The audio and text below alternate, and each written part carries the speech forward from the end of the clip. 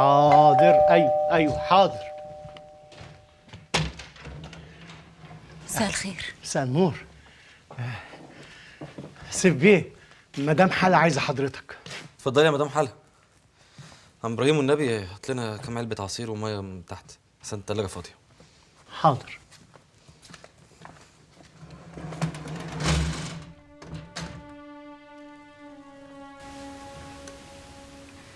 انت عايز مني حاجه بعد كده؟ يعني ايه الكلام ده؟ انت مش مستريحه عندنا في الكافيه ولا ايه؟ انت عايزني افضل موجوده؟ انا عايزك تبقي مستريحه. انا هبقى مستريحه لو بدات حياه جديده. انا عايزه اخد بنتي واختفي. طول ما انت محتاجه للناس هتتعبي وهتلاقي اللي يدور وراكي. ولو فضلت قاعده ايه اللي هيحصل لي؟ انا عايزه اروح لمكان استريح فيه شويه لغايه ما المشاكل تبتدي من اول وجديد. واخرتها؟ انت اللي بتسالني السؤال ده ولا المفروض انا اللي اساله لك؟ والله بالنسبه لي انا ما يهمنيش اعرف الاجابه. انا هستنى لغايه بكره وامشي. شكرا على كل حاجه.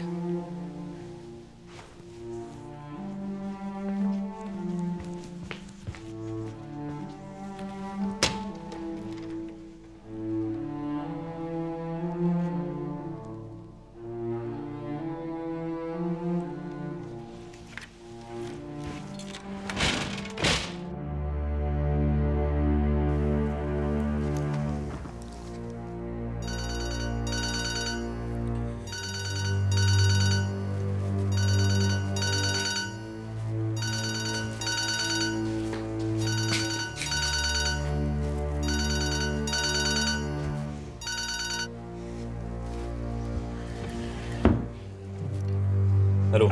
الو، دكتور منصور شوقي. ايوه، مين معايا؟ انا مختار رسلان. ازي حضرتك؟ أنا أولاً عايز أعتذر لسيادتك يا فندم على الغلطة الغير مقصودة اللي حصلت النهاردة. أنا مش عارف أقول لحضرتك إيه.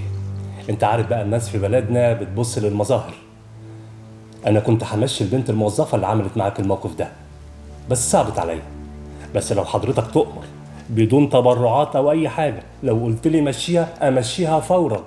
لا يا باشا، انت مكبر الموضوع قوي. انا اتعودت على المواقف اللي زي دي خلاص. ده انا احيانا بتعرض لمواقف ليها علاقه بنصب وسرقه بسبب الاعاقه اللي عندي. هسيب كل ده بقى واجي على البت الغلبانه دي؟ لا لا لا، اعتبر الموضوع ده خلص خلاص. طيب أنا مبسوط جدا إن إحنا اتكلمنا النهاردة ووضحنا الجزئية دي، وبعتذر لحضرتك إن إحنا ما قدرناش نتقابل النهاردة.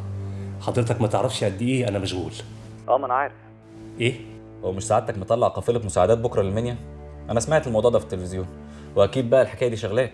بس ده مش هيمنعني ان احنا نشوف بعض بكره. تحب حضرتك تيجي لي المؤسسه؟ الساعه كام؟ 5 مناسب لحضرتك؟ للاسف السواق جاي لي بكره بالليل. خلاص، نخليها دكتور بعد 5. أنا رايح فورمنت المطار بكرة أقابل ناس ونتقابل بعدها. ده الظاهر بقى ان احنا جيران. ده من حسن حظي.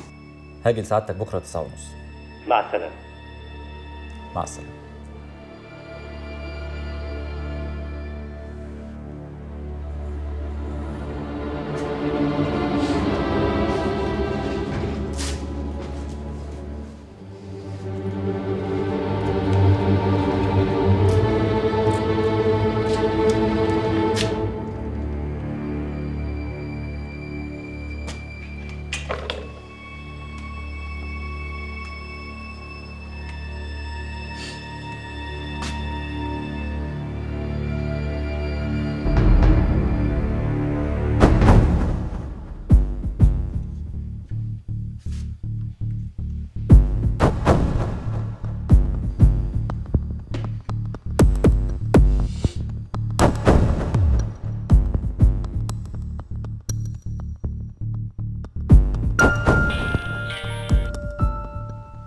الو.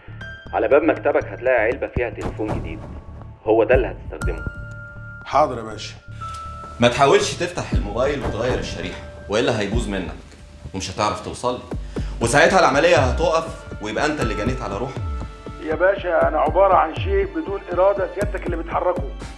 يعني ايه؟ يعني اللي تؤمر بيه سعادتك يتنفذ بالحرف الواحد من غير اي نقاش. بكره هتبقى في المنيا الساعه 8. الساعة 9 هكلمك واقول لك تقابلني ازاي وفين. حاضر يا باشا. طب سؤال يا باشا، اتفضل اسأل. لما الباشا بتاعنا يحول الفلوس هيكلمني ازاي؟ من تليفون جديد هديهولك، تجيب الشريحة بتاعتك معاك بس، وتخليه يكلمك على الساعة 10.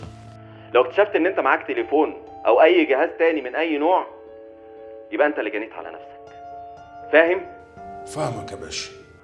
مع الف سلامة يا باشا.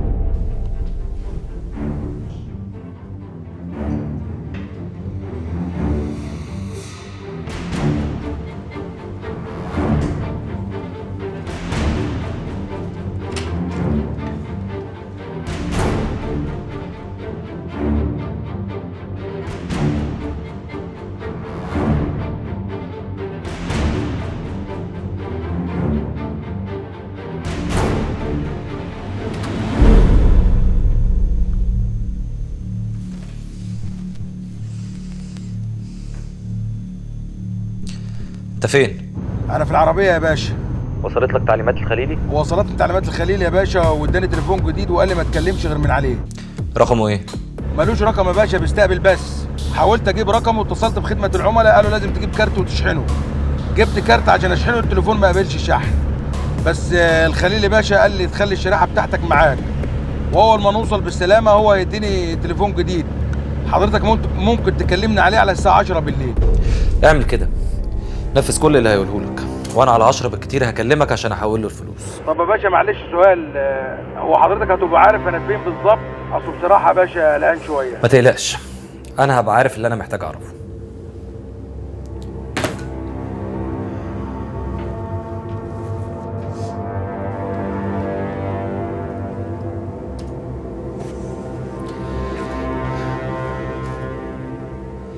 انا مش محتاج غير ان ابقى عارف دول هيروحوا فين.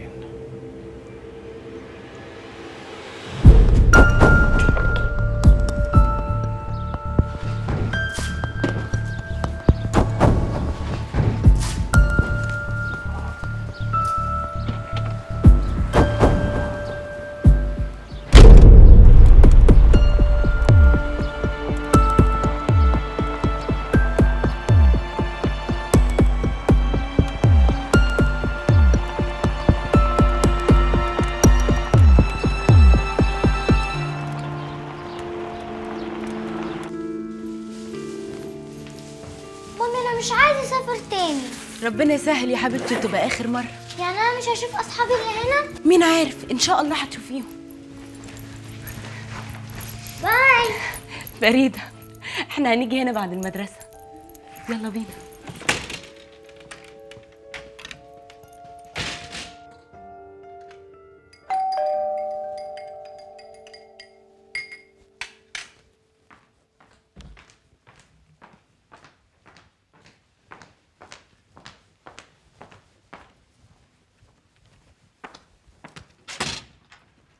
يا صباح الجمال يا عم يا إبراهيم. صباح النور يا ابني. ونبي معلش انا اسف لو هتعبك معايا، ممكن تملى لي ازازه الميه دي بعد اذنك؟ ميه ايه يا ابني؟ تعال اشرب شاي معايا جوه. تعال ربنا تعال. يخليك يا عم ابراهيم، عشان ما اسببلكش اي مشكله ولا حاجه. مفيش مشكله ولا حاجه يا ابني، سيف باشا ما بيخرجش دلوقتي. تعال. تسلم لي يا عم ابراهيم.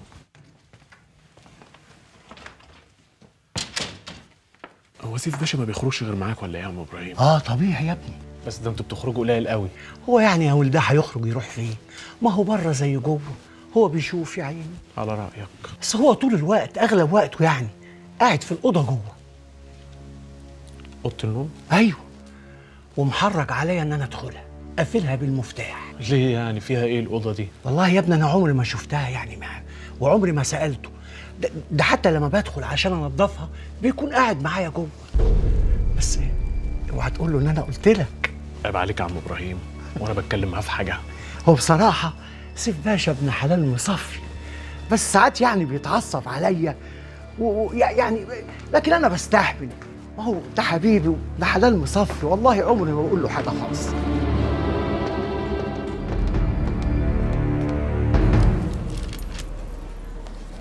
ما خلاص بقى، انت بتشتغل وتعبى نفسك ليه؟ لسه النهارده اخر يوم شغل ليا، وانا لازم اخلص كل الشغل يا عم شكري. طب والله العظيم ما انت عامله حاجه بقى، وانا خلصت كل اللي انت عاوزاه.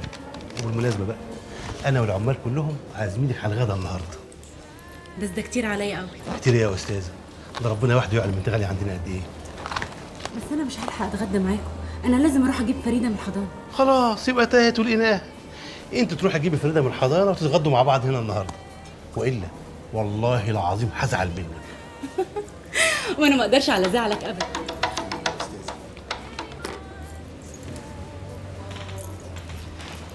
الو. اخبارك ايه يا سعاده الملك؟ الحمد لله كويسه. المحامي اتفق معاكي على ايه؟ محامي؟ هتستعبطي يا روح امك؟ بقول لك ايه يا ست الكل، عايزه تبزنزي بزنزي، عايزه تعملي لك قرشين اعملي، ولو مش عشانك يبقى علشان بنتك.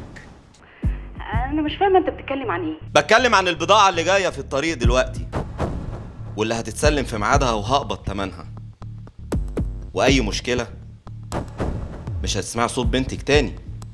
مامي. فريده، انتوا بتعملوا معايا كده ليه؟ على فكره انا مش هسكت.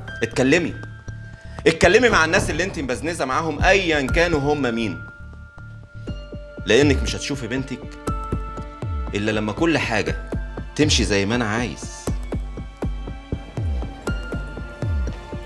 استاذه في ايه؟ في ايه يا استاذه؟